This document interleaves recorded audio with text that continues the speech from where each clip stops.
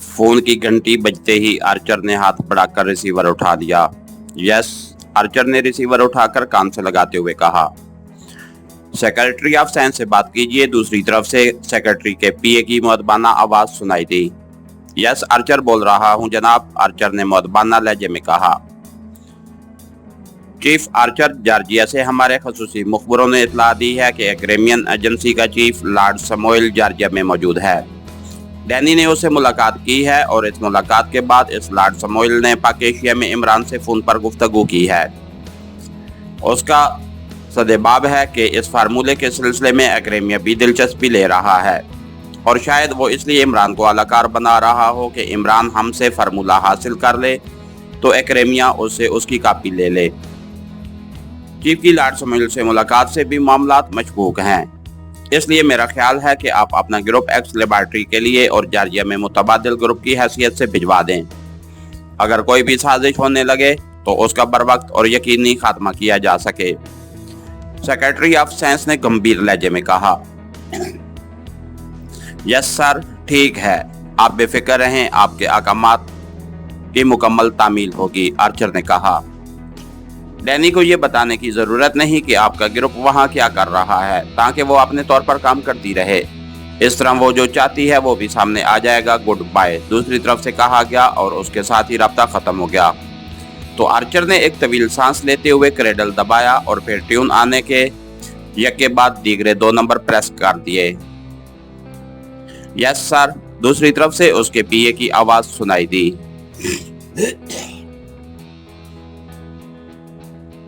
ड्रैक जहां भी हो उसकी मुझसे बात कराओ, आर्चर ने कहा और रिसीवर रख दिया। फिर तकरीबन 10 मिनट बाद फोन की घंटी बज उठी। आर्चर ने हाथ बढ़ाकर एक बार फिर रिसीवर उठा लिया। यस, आर्चर ने कहा। ड्रैक लाइन पर है चीफ, दूसरी तरफ से पीए ने मुअद्दबाना लहजे में कहा। हेलो, ड्रैक बोल रहा हूं। चंद लम्हों बाद एक मर्दाना आवाज सुनाई दी। ड्रैक, फौरन ऑफिस आ जाओ, तुम्हें और तुम्हारे ग्रुप को जॉर्जिया में इंतहाई अहम मिशन पर काम करना है, आर्चर ने कहा। ओह, थैंक यू बॉस, मैं और मेरे साथी तो फारिग रह रहकर मर जाने की हद तक बोर हो चुके हैं, दूसरी तरफ से मुसरत भरे लहजे में कहा गया। तुम्हारी और तुम्हारे साथियों की तमाम बोरियत खत्म हो जाएगी क्योंकि मिशन पाक एशिया सीक्रेट सर्विस के खिलाफ है, आर्चर ने कहा। ओ बॉस, फिर तो और भी ज्यादा लुत्फ आएगा और फिर उससे तो मैंने कई बदले चुकाने हैं। हमें तो मौका ही ना मिल रहा था, ड्रैक ने इंतहाई मुसरत भरे लहजे में कहा। मुझे मालूम है, इसीलिए तो मैंने तुम्हारा इंतखाब किया है। तुम फौरन मेरे ऑफिस आ जाओ, आर्चर ने कहा और उसके साथ ही उसने रिसीवर रख दिया। उसके चेहरे पर इत्मीनान था क्योंकि उसे मालूम था कि ड्रैक इंतहाई तरबियत याफ्ता एजेंट है और एक्रेमिया के साथ साथ कार्मन और ग्रेटलैंड की एजेंसियों में भी काम कर चुका है और हर जगह उसका रिकॉर्ड इंतहाई शानदार रहा है और अब वो व्हाइट शैडो के एक सेक्शन का चीफ था। इसलिए उसे यकीन था कि इमरान पाक एशिया सीक्रेट सर्विस का अगर कोई दुरुस्त तौर पर मुकाबला कर सकेगा तो ड्रैक और उसका सेक्शन ही था। वो उसने पहले जानबूझकर सारी बात डैनी और उसके सेक्शन पर डाल दी थी, लेकिन अब सेक्रेटरी ऑफ साइंस की बात सुनकर उसे यकीन आ गया था कि इमरान और उसके साथियों का मुकाबला डैनी और उसके सेक्शन के बस का रोग नहीं है, क्योंकि उसे यकीन था कि डैनी अपनी फितरत के मुताबिक इमरान की तरफ दोस्ती का हाथ बढ़ाएगी और फिर उसे दोस्ती करके किसी भी वक्त अचानक उस पर वार कर देगी। इस तरह दोस्ती की वजह से पूरी तरह मुतमईन इमरान मार खा जाएगा, लेकिन वो इमरान की फितरत से आगाह था कि इमरान दुश्मनों की निस्बत दोस्तों की तरफ से ज्यादा होशियार और चौकना रहता है और फिर उसके पास मालूमात हासिल करके नाकाबिले यकीन जराए मौजूद हैं। इसलिए वो सारी बात पहले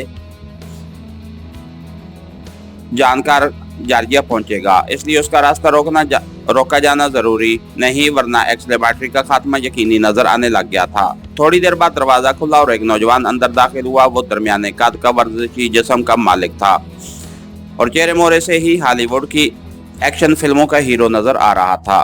उसने सूट पहना हुआ था। ये ड्रैक ही व्हाइट शैडो का टॉप एजेंट। ये इमरान जॉर्जिया क्यों आ रहा है बॉस? ड्रैक ने सलाम के बाद मेज की दूसरी तरफ कुर्सी पर बैठते हुए कहा, तो आर्चर ने शुरू से लेकर अब तक की सारी कार्रवाई तफसील से बता दी। ओह, तो ये बात है, लेकिन क्या वो साइंसदान वाकई हलाक हो चुका है या सिर्फ ऐसा बताया जा रहा है? ड्रैक ने कहा,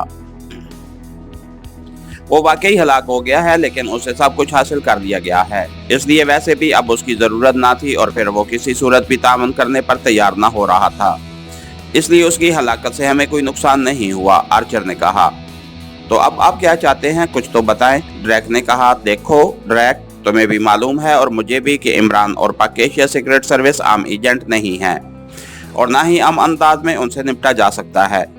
जॉर्जिया में डैनी का इंतहाई ताकतवर सेटअप मौजूद है और वो अपने सेटअप के जरिए इमरान और पाक एशिया सीक्रेट सर्विस से निपटने के लिए तैयार रहे।